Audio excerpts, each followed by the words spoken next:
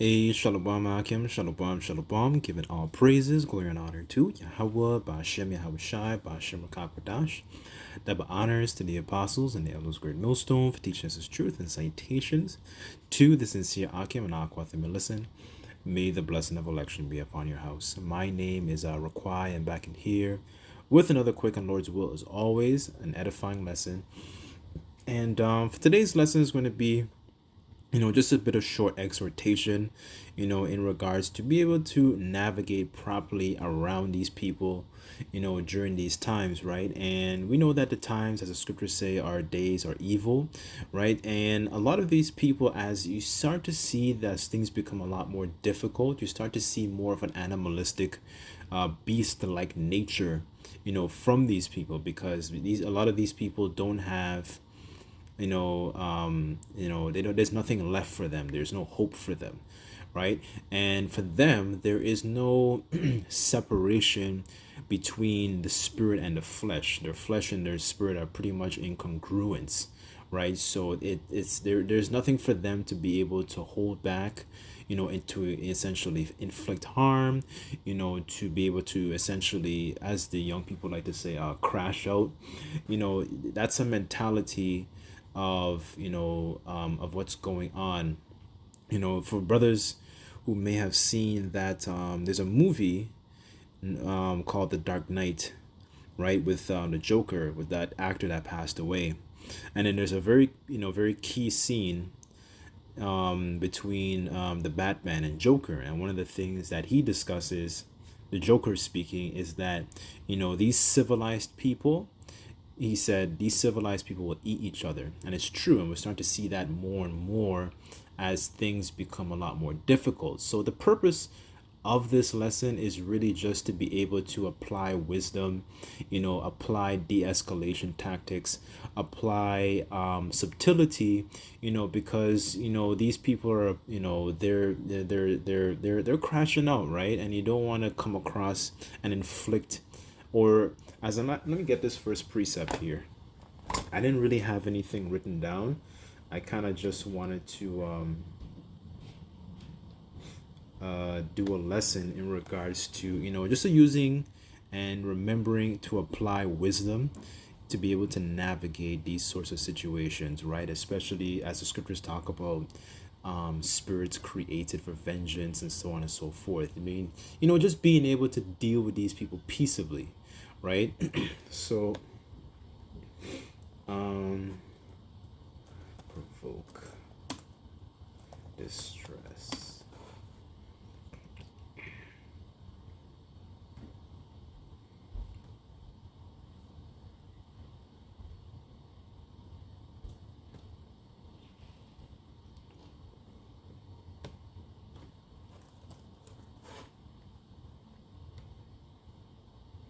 Just bear with me on this. Let me just look for this.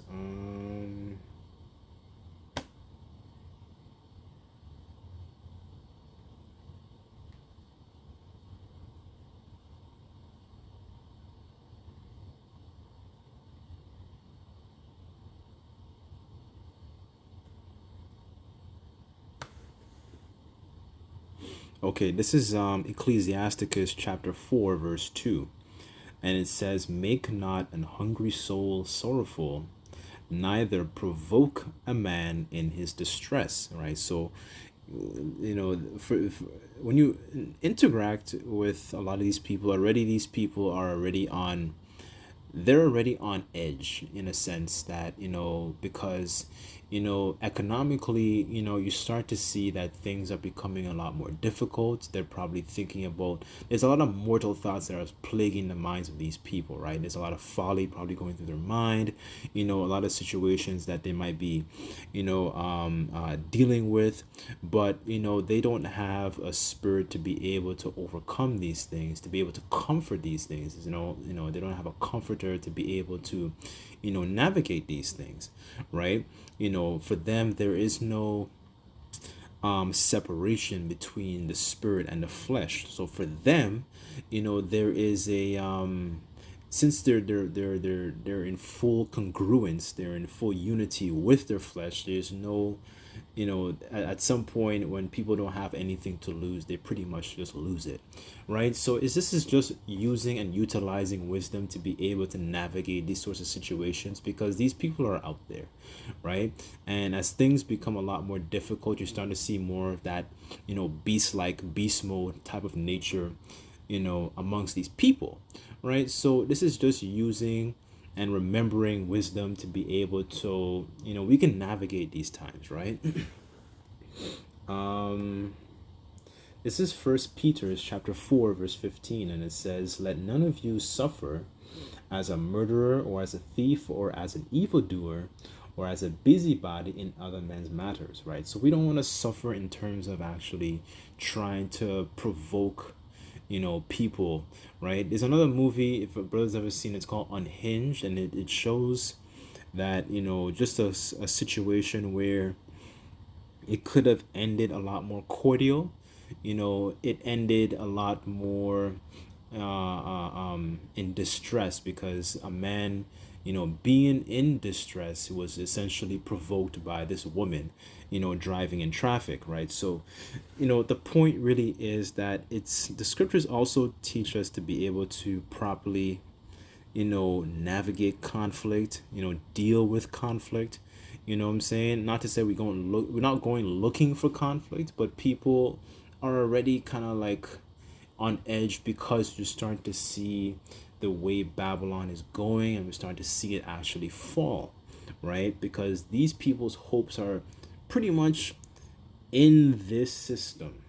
They're in Babylon, because they imagine, especially our people, their minds are marinating on the sense that their children and their children's children are going to grow up and have a future, and so on and so forth, right? And more as you start to see that these things don't actually come into fruition, for them actually trying to follow the blueprint of how they're supposed to be living in this society, that leaves them with what people might call it like buyer's remorse, right? They bought into this, so-called American Western dream, and it's not flowing the way that they thought it would, right? They're realizing they're behind. It's taking a lot more, money to get certain investments, to get a house, to, what I'm saying, all these different things, as they're worried about AI taking their job, things like that, right? But the point really is that not for us to suffer as somebody, provoking somebody, poking the bear or whatever, right? A lot of the times, from just experience, a soft answer, does turn away wrath, right? Using It's just about using wisdom, right, to be able to preserve us from the nature of these people, right? It's not about always, knowing. I'll say it like this: like, knowing breakdowns are important, but just remembering wisdom to be able to navigate these certain situations is very, very beneficial as well, right? So let me go to the this precept actually inspired this lesson.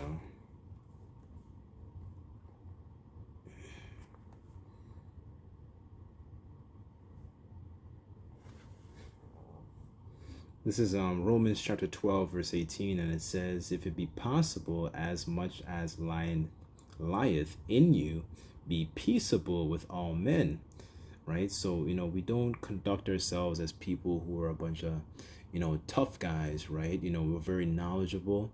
A lot of us have skills in martial arts and so on and so forth, but we're trying to behave and conduct ourselves in a very, very peaceable fashion, right? Not to actually be able to tempt the Most High by looking for suffering as a brawler, right? We're not looking for fist fights and all that kind of stuff. We're not trying to do that, right? Because we know these times are evil, right? There's a lot of like sinister people just waiting, especially Esau, right? Looking for an opportunity for you to kind of get carnal, right?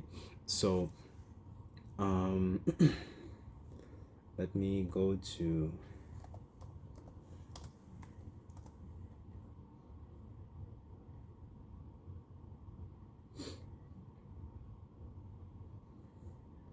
okay, let me get this here. Duplicate.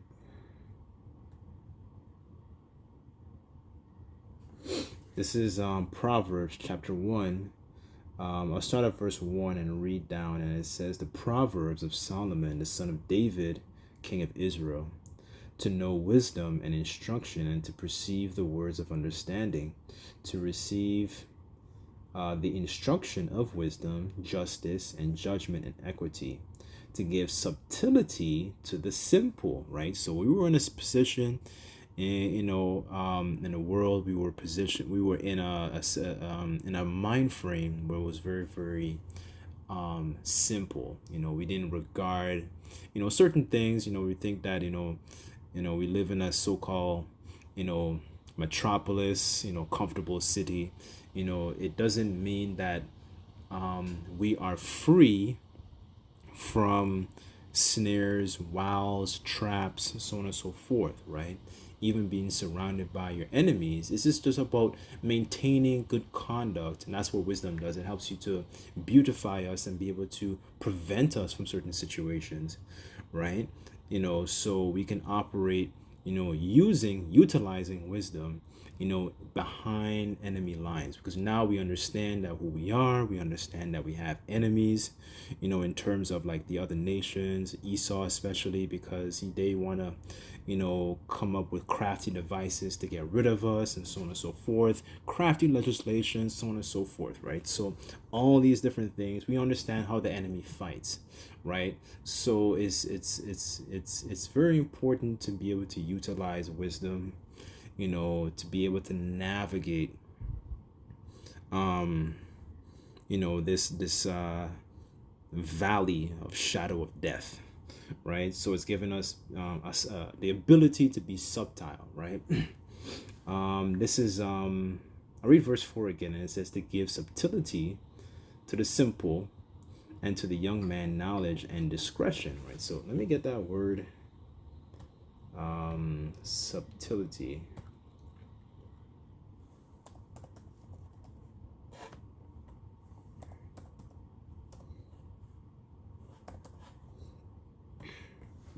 Okay, let's get subtle actually. So it says here, clever, dexterous, crafty, of fluids, not dense, thin, rarefied. It says, it's pretty much clever, crafty, right? You're more prudent, right? So, just think of it as a snake. A snake, is able, like for example, there's a lot of snakes that they what they will do is, before they bite, they will just hover down and pay attention, watch their enemies before they actually strike, right? They're very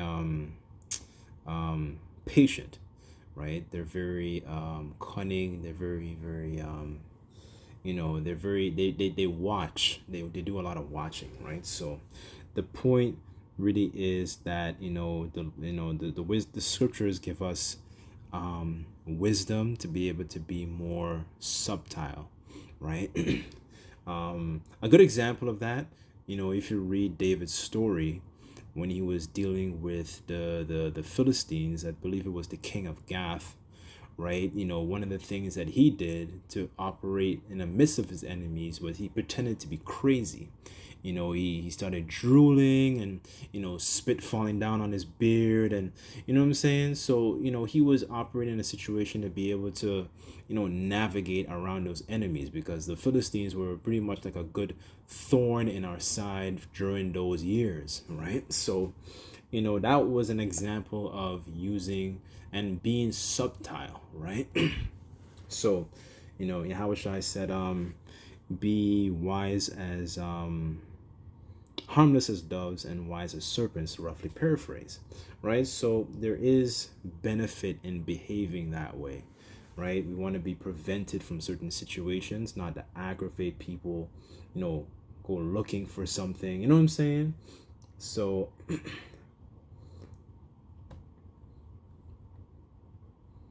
Let's see. Let me go to, I guess I'll end off with this one here in Wisdom of Solomon.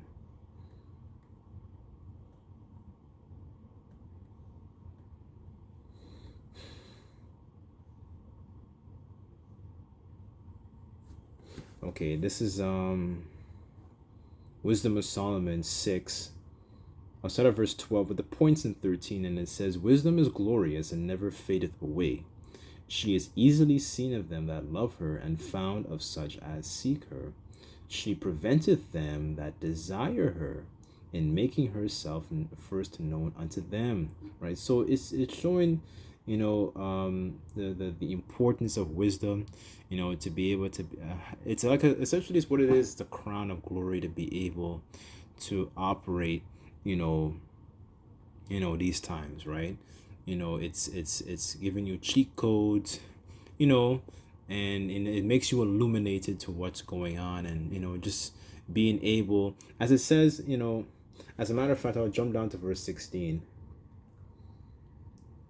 and it says, for she goeth about seeking such as are worthy of her, showeth herself favorably unto them in the ways, and meeteth them in every thought, right? And that's comforting to have wisdom that to be able to meet you in in your thoughts in certain situations, because sometimes a lot of people, when they're faced with certain situations, it's for them, they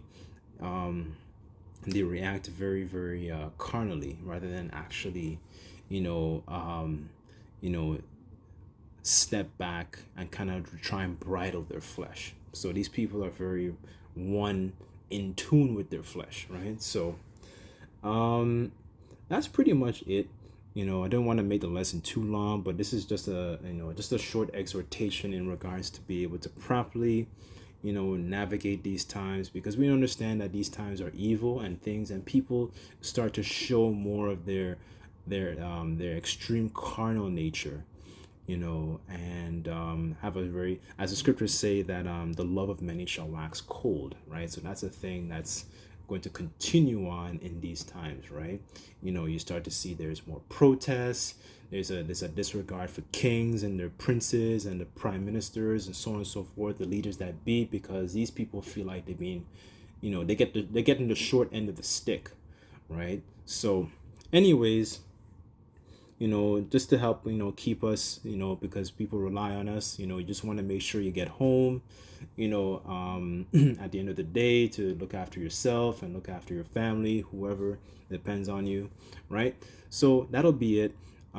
Just like to give all praises, glory, and honor to Yahweh Bashim Al Shai. Until next time, I say Shalom.